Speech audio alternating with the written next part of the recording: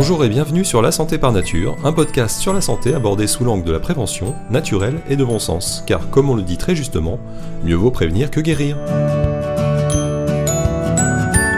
Je suis Anthony Viau, naturopathe à Paris et à Vannes en Bretagne, et c'est avec plaisir que je vous accompagne sur les chemins de la santé naturelle.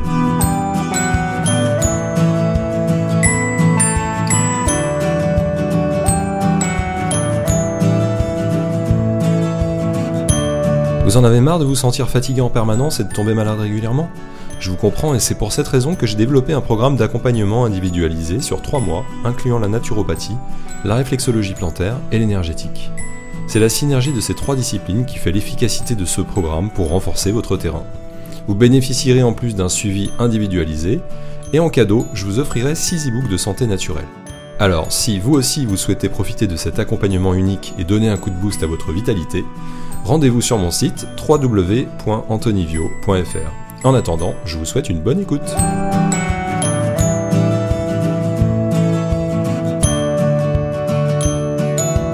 Pourquoi vouloir être en bonne santé ? Ou pourquoi vouloir vivre longtemps, tout simplement ?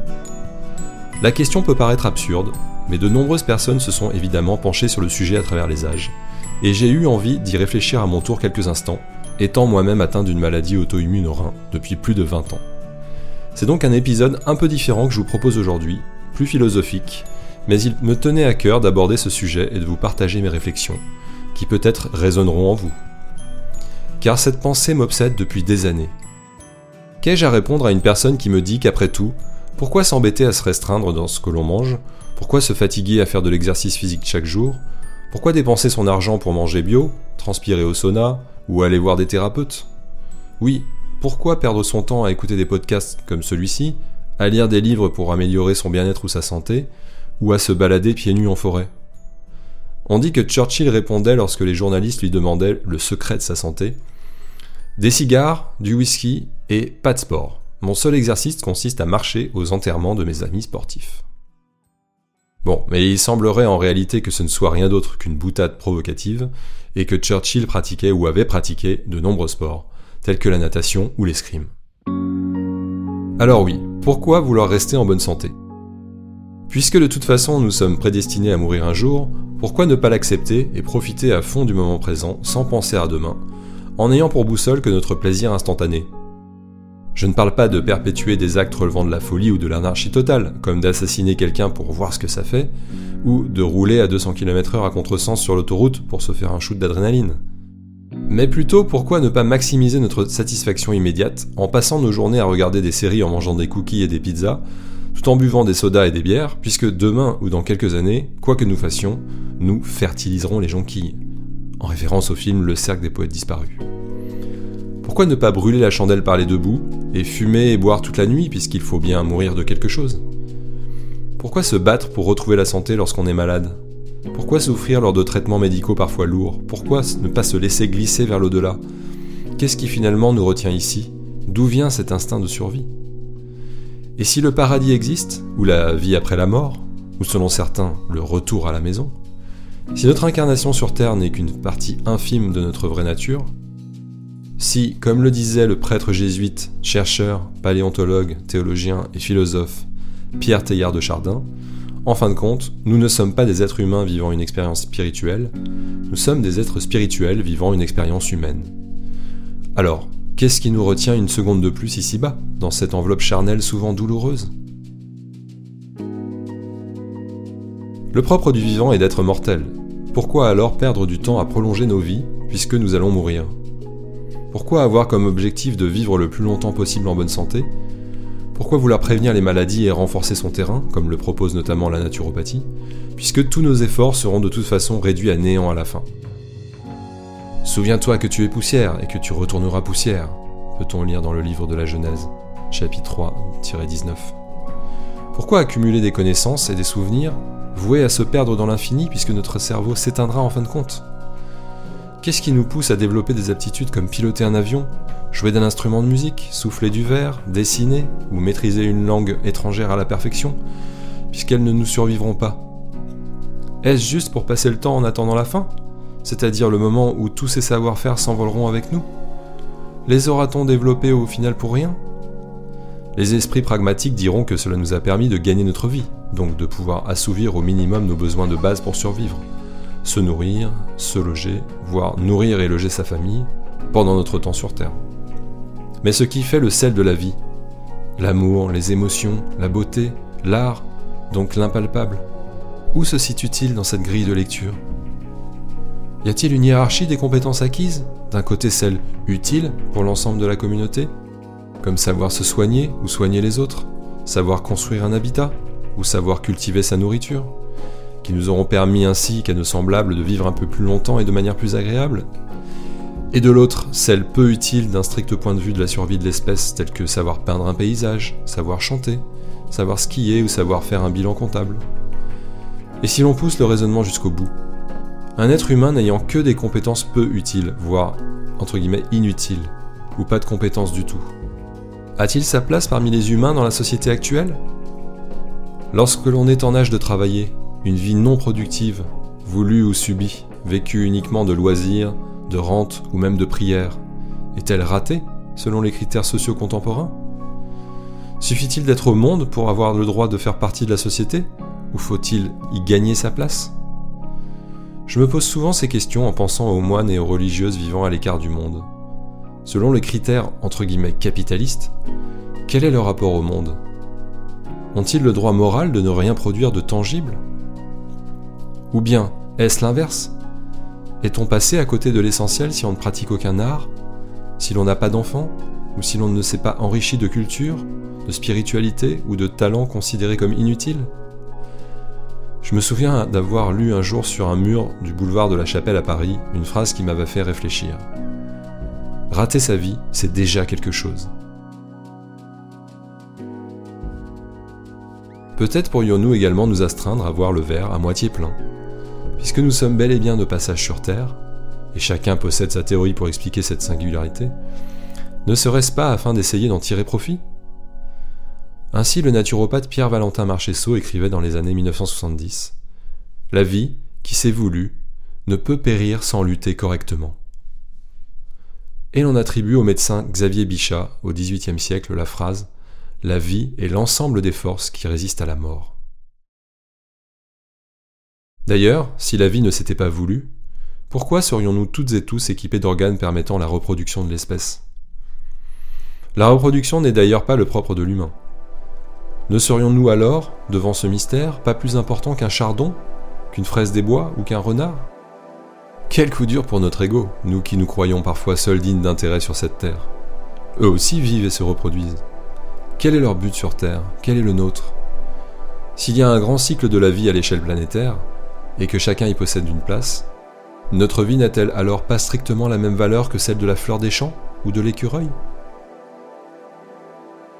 Quel crédit apporter aux explications que les humains ont données à tout cela ? Comme la hiérarchie que l'on peut par exemple lire dans le chapitre 1 du livre de la Genèse, le premier livre de la Bible. Dieu créa l'homme à son image. À l'image de Dieu, il le créa. Il les créa hommes et femmes.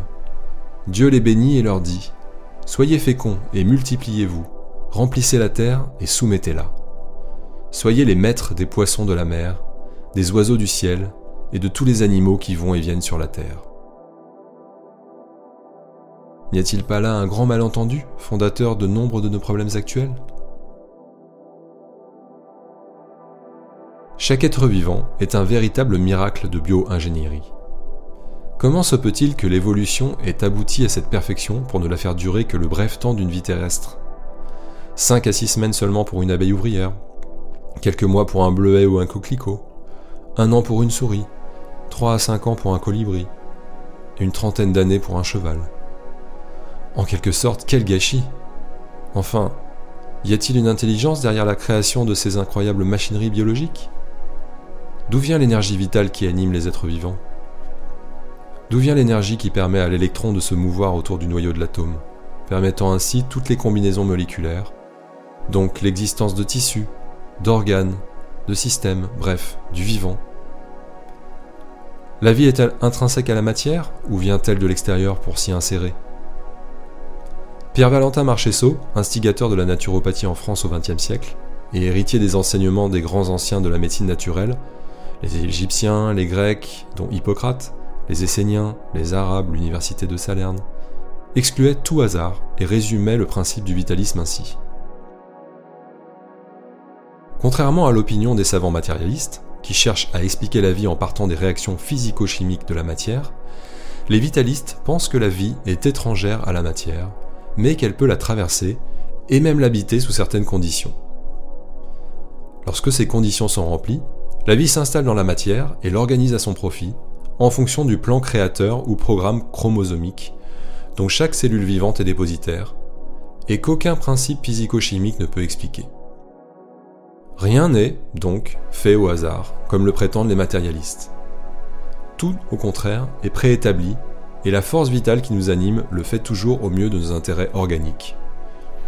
Le contraire est impensable, parce que l'intelligence créatrice qui fait la vie ne peut travailler à sa propre destruction.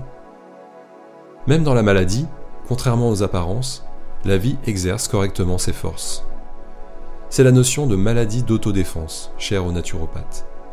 Les crises curatives qui s'expriment sur le mode de l'élimination, maladie centrifuge, ne sont rien d'autre que la manifestation de cette autodéfense qui tend à ramener de la pureté au sein des liquides humoraux, afin de protéger les organes qui en dépendent. La vie, ainsi inscrite dans un être au sein de son milieu, nous donne chaque jour la preuve de sa toute-puissance créatrice, protectrice et réparatrice. Le naturopathe, pour cette raison, respecte la vie, cherche à en comprendre les lois et à en suivre les règles. Fin de citation. Les maladies d'autodéfense centrifuge dont il parle sont les crises où les déchets qui nous encrassent sont éjectés à l'extérieur de notre organisme par la force vitale interne afin de nous désencrasser. Ce sont les éruptions cutanées, eczéma, acné, etc.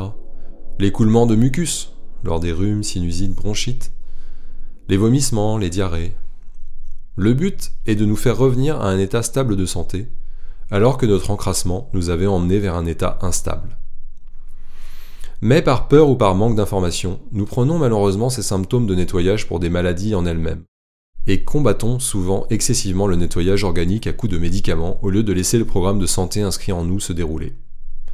Même si, évidemment, les médicaments sont parfois nécessaires et peuvent nous sauver la vie. Je rappelle d'ailleurs ici qu'en cas de problème de santé, il est nécessaire de consulter un ou une médecin. Je repense souvent à une phrase énigmatique de mon excellent professeur d'anatomie et de physiologie, le médecin anesthésiste réanimateur Thierry Kerguen, lâché lors d'un cours.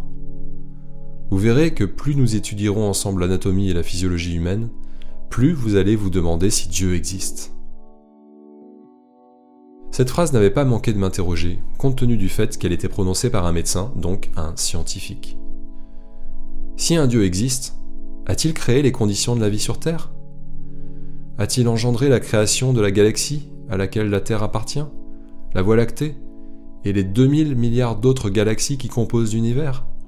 Lui-même peut être perdu au milieu de milliards d'autres univers ? Pourquoi ?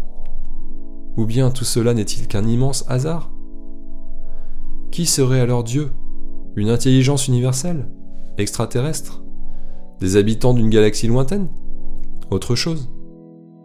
Certains émettent même l'hypothèse que nous vivrions en réalité dans une sorte de simulation de vie, créée par les humains du futur ou par d'autres entités ayant atteint un degré d'avancée technologique ultime.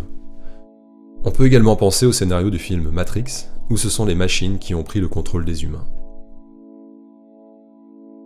Alors revient la question initiale, pourquoi perdre son temps à rester en bonne santé, au lieu de profiter à fond du moment présent en ignorant les conséquences de ses excès, selon le vieil adage « Sex, drugs and rock'n'roll » ou tout simplement, et avec plus de nuances, au lieu de se faire plaisir à tout moment.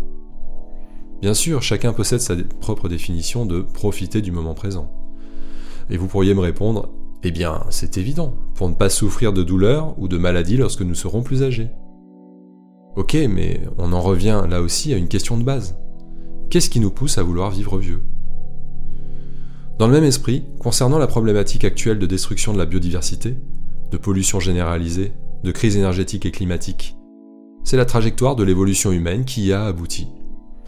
Nous en sommes de plus en plus conscients, mais nous ne faisons en pratique quasiment rien pour inverser les courbes. Par exemple, les émissions de CO2 augmentent encore chaque année à l'échelle mondiale, malgré toutes les alertes des scientifiques. Est-ce parce que c'est notre destin commun d'aller dans cette voie du chaos et de l'autodestruction ? D'aucuns avancent que puisque notre vie individuelle est de toute façon vouée à se terminer prochainement, et qu'il s'agit peut-être également de la destinée de la race humaine, autant conserver ce mode de vie prédateur et continuer à encourager toujours plus de technologie, de consommation, de croissance, jusqu'à notre anéantissement final. Mais les progrès de la médecine, les inventions de Léonard de Vinci, les compositions de Debussy et les peintures de Monet, tout ça n'aurait servi à rien.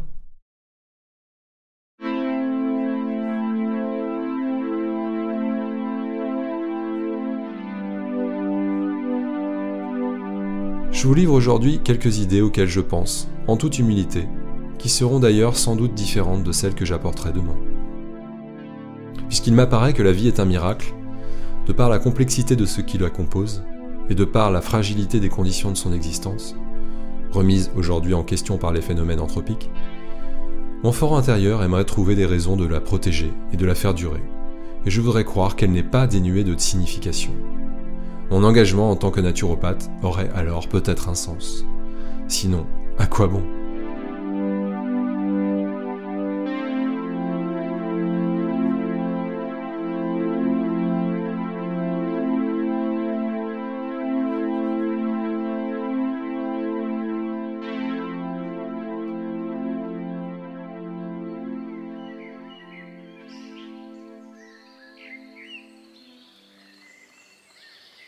Alors oui, pourquoi vouloir rester en bonne santé ?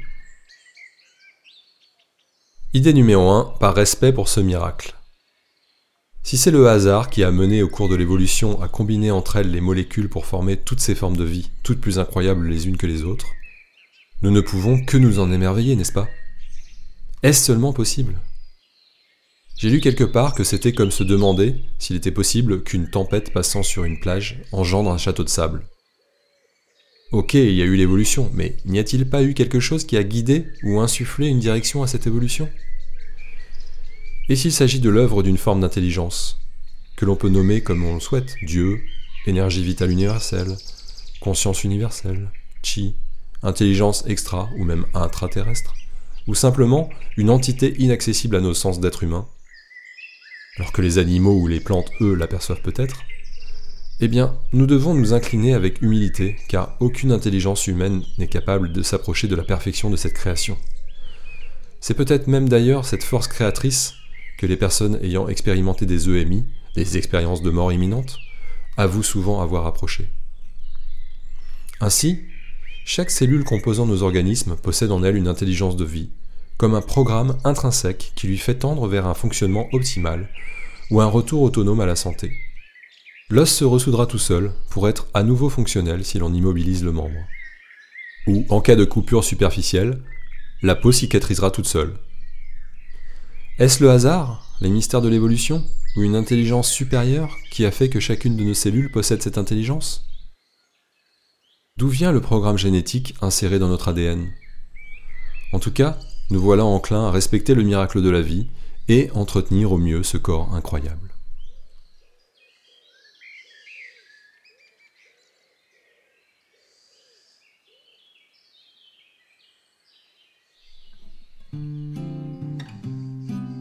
Idée numéro 2. Pour l'amour. L'amour des autres et l'amour de soi. Peut-être est-ce d'ailleurs l'unique but de la vie sur Terre, plus que d'accumuler de l'argent ou des compétences. On peut penser que l'amour entre végétaux est passif, mais qu'il existe peut-être. Quant aux animaux, cet amour est déjà plus visible. Est-il conscient ou volontaire ? Sans doute parfois, instinctif toujours.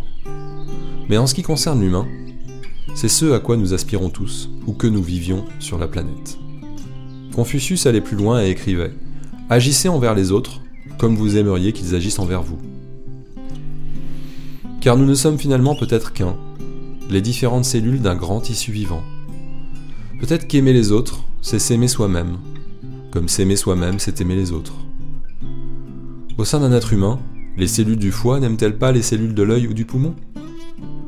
Je recommande au sujet du mystère des origines de l'idée de cette unité du vivant, la magnifique vidéo d'animation sur YouTube « L'œuf, une nouvelle » par Kurzgesagt. Je vous mets le lien en descriptif de l'épisode. D'ailleurs, nous pouvons constater que cet amour reste quelque part en nous lorsqu'un proche s'éteint, et que nous pouvons légitimement nous demander si nous l'emporterons avec nous après notre mort. Les personnes ayant fait des EMI, telles que la thérapeute Fabienne Raoul, témoignent parfois avoir vu là-bas un être aimé ou une entité leur demandant « Comment as-tu aimé les autres pendant ta vie ?» ou « Comment est-ce que tu t'es aimé ?» Bien que ces expériences n'aient pas de valeur scientifique, il n'est pas interdit de les prendre en compte et d'en tirer certains enseignements. Être en bonne santé le plus longtemps possible permet sans doute de vivre cet amour terrestre plus longtemps, et c'est peut-être ce qu'il y a de plus important dans nos vies.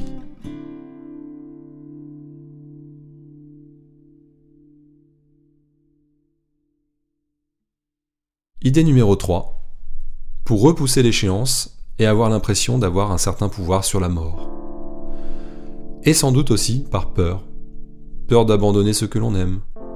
Peur de quitter ce monde qui nous apporte certes des peines, mais aussi beaucoup de joie, d'amusement, d'aventure, de beauté et d'émotion.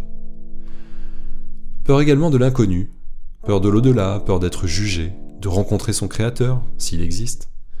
Ou à contrario, peur du néant, et que tout s'arrête. C'est sans doute notre ego qui a alors le plus peur de disparaître. Car qu'y a-t-il pour lui de plus insupportable que d'admettre que finalement, nous n'étions pas grand-chose, et que nous ne serons peut-être plus rien dans peu de temps. Ou que nous étions suffisants, mais pas hors du commun. Une étoile filante dans un ciel d'été. Idée numéro 4. Par dignité humaine et par philanthropie. Afin de pouvoir s'occuper aussi bien de soi que des autres. Chacun a droit à un traitement égal et équitable car nous sommes tous faits du même bois, quel que soit notre lieu de vie ou notre couleur de peau. On peut imaginer que si chacun était en bonne ou meilleure santé plus longtemps grâce à des mesures simples d'hygiène de vie et d'hygiène psycho-émotionnelle, une sorte de dynamique positive serait créée pour une meilleure santé du vivant sur la planète, un égrégore de bonté et de bien-être. Plus de temps en bonne santé, c'est plus de temps pour pouvoir s'entraider et s'entre-soigner. L'humain étant grégaire par nature, des études ont montré que la santé se détériore plus facilement lorsque l'on est seul, en particulier dans le cas des personnes âgées.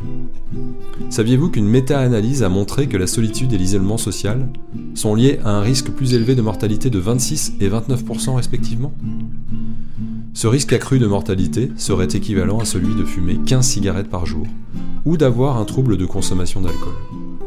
Je vous mets la référence de l'étude en descriptif. Avoir une vie active d'entraide au sein de sa communauté, se sentir utile aux autres, et garder un but à sa vie le plus longtemps possible ferait ainsi partie de la clé d'un vieillissement en bonne santé, comme les anciens de l'île d'Okinawa au Japon peuvent en témoigner. On l'appelle l'île de la longévité car on y dénombre 42 centenaires pour 100 000 habitants, soit 3 fois plus qu'en France. Idée numéro 5. Être en bonne santé plus longtemps, c'est aussi avoir plus de temps sur Terre pour faire le choix de s'occuper de sauvegarder notre milieu de vie commun, c'est-à-dire la nature et l'ensemble du vivant. Bref, pour s'éloigner d'une vie auto-centrée. Les plaisirs culinaires malsains, c'est-à-dire les aliments antispécifiques à l'être humain, ainsi que les aliments dénaturés, transformés, sucrés, surcuits, pollués, entraînent une dégradation de la santé si consommés trop fréquemment. Et, comme par hasard, ils sont généralement liés à une dégradation de l'environnement et à des émissions de CO2 excessives. Consommer des produits sucrés industriels ou des produits venant de l'autre hémisphère aura toujours plus d'impact sur la planète que de manger des pommes ou des poires issus d'un verger local bio. Idée numéro 6, afin de faire plus que simplement perpétuer l'espèce humaine. Si le but de la vie était uniquement de procréer pour la sauvegarde de l'espèce, pourquoi resterait-on en vie une fois nos enfants élevés ? Il doit y avoir une autre explication, puisque l'être humain serait probablement programmé pour vivre de manière naturelle jusqu'à au moins 100 ans. Cela pose également la question de l'obligation morale d'enfanter, que la société impose souvent aux femmes.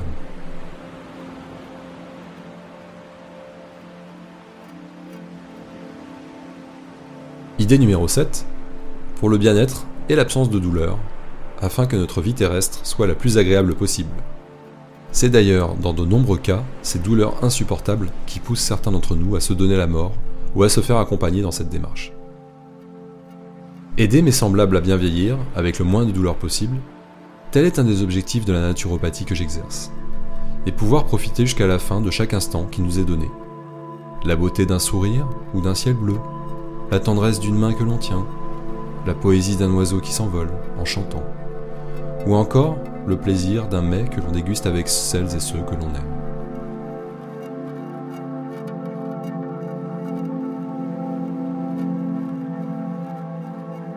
Idée numéro 8. Afin de pouvoir vivre des expériences, bonnes ou mauvaises, agréables ou désagréables, et même tenter de donner un sens à sa vie au travers de celle-ci.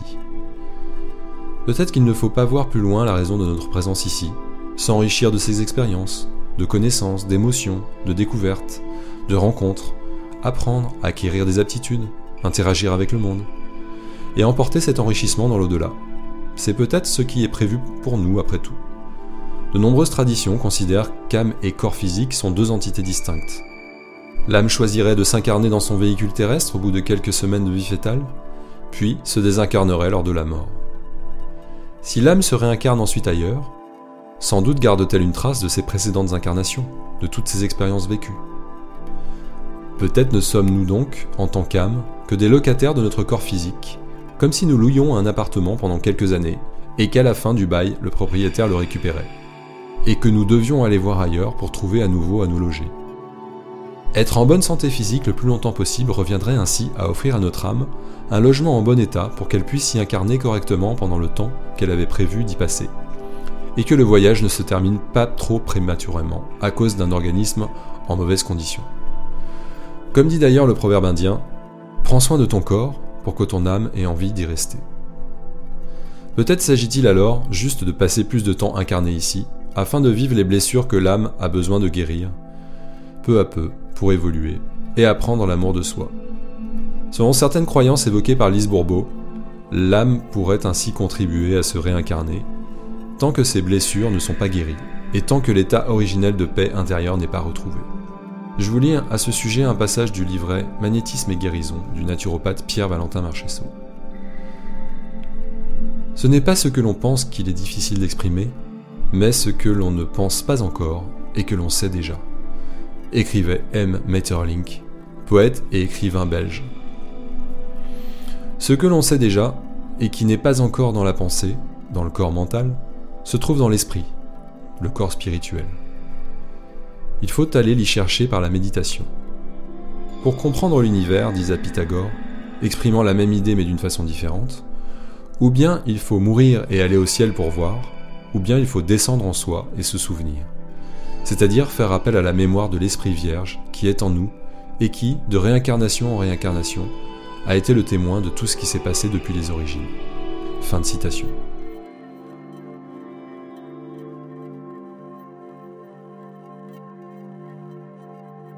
Idée numéro 9. Afin tout simplement d'être valide le plus longtemps possible, pour accompagner, transmettre, partager, pouvoir s'occuper de ses enfants, puis de ses petits-enfants, si l'on en a. Idée numéro 10. De manière plus pragmatique, on peut vouloir rester en bonne santé afin de limiter sa dépendance au système médical et pharmaceutique, qui non seulement crée une dette sociale chronique, mais participe à la dégradation de notre milieu de vie.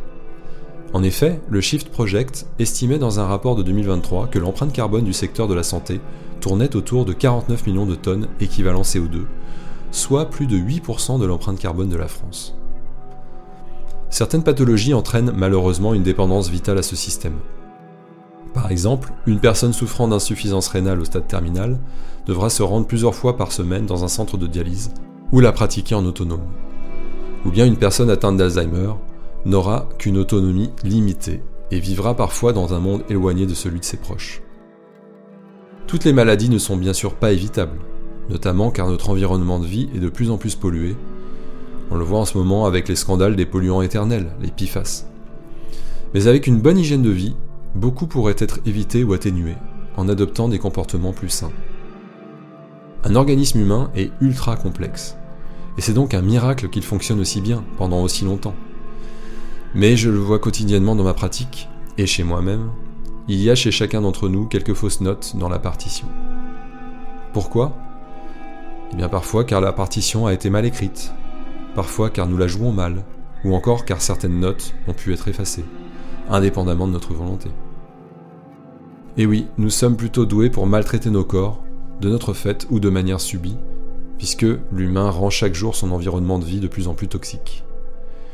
Si je prends mon cas en exemple, cela fait plus de 20 ans que mes reins fonctionnent tant bien que mal, malgré une attaque auto-immune latente.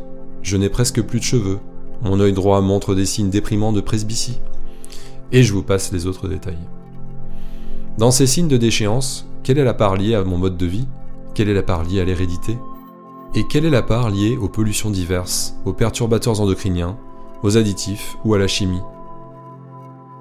Notre mode de vie et les choix que nous faisons en termes d'alimentation, de lieu de vie ou de gestion de notre stress sont quelques leviers sur lesquels nous avons un peu la main afin d'entretenir notre terrain, et peut-être moins dépendre du système de santé qui est là pour rattraper le coup une fois que les dégâts sont faits.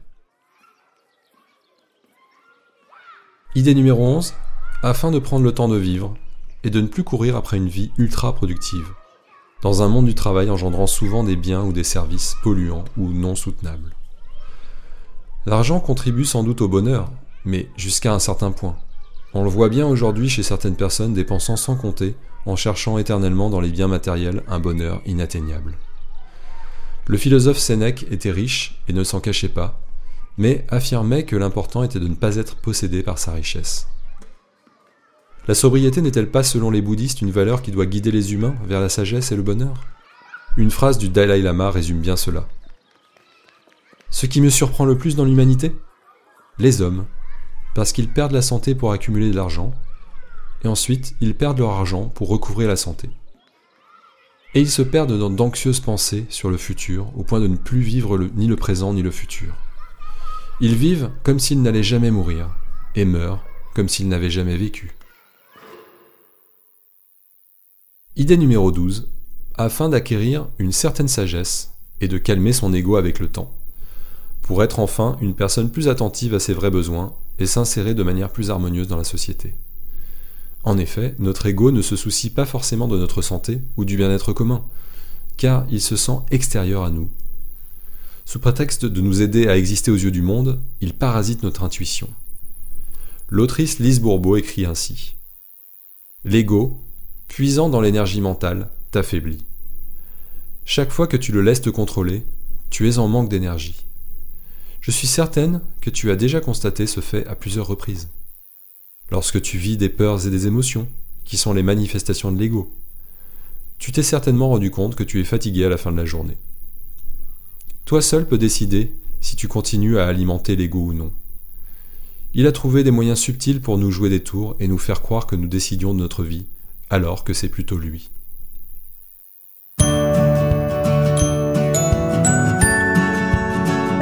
Voilà, c'est tout pour aujourd'hui. Eh bien, merci beaucoup d'avoir pris le temps d'écouter cet épisode. J'espère que ces réflexions vous auront intéressé. N'hésitez pas à m'écrire si vous souhaitez me faire part de vos idées sur le sujet, ça m'intéresserait beaucoup de savoir ce que vous en pensez. Et quelles sont selon vous les raisons de rester en bonne santé le plus longtemps possible. Comme je ne suis pas médecin, ce podcast n'a aucune visée médicale, diagnostique ou thérapeutique, mais uniquement informationnelle. En cas de problème de santé, consultez votre médecin et surtout, n'arrêtez ou ne modifiez jamais vos traitements médicaux sans lui en parler. La santé par nature est un podcast que je réalise moi-même, donc si vous le trouvez intéressant, vous pouvez m'aider à le faire connaître en le partageant autour de vous. N'hésitez pas également à vous abonner, ainsi qu'à ma newsletter pour être au courant de mon actualité et recevoir un conseil de santé préventive gratuit chaque mois. Je vous invite également à faire un tour sur mon site www.antonivio.fr pour en savoir plus sur mon activité ou prendre rendez-vous pour une consultation ou un accompagnement personnalisé. Rendez-vous au prochain épisode, et d'ici là, prenez bien soin de vous.